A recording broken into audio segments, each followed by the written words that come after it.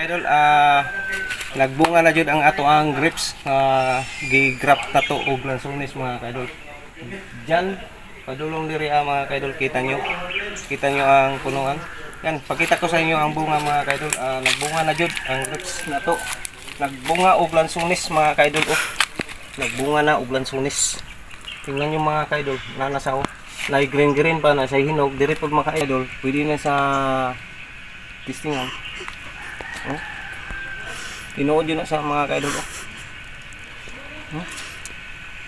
Tampes kayo siya. Napatadiha. Napadiri mga kaidol. Yan, kita nyo ang bunga. Hindi pa Hindi pa mga kaidol. Yan nagbunga na og lansones. Ingani katibay ang amo ang grafting diri sa Davao de Oro. Yan, mawali first na tong vlog sa kuan mga kaidol.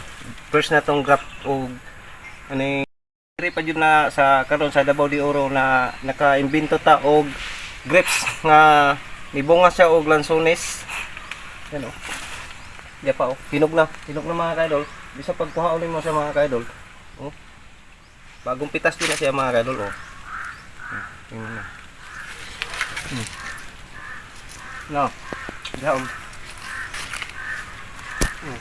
Punuan dyan sa mga kaidol.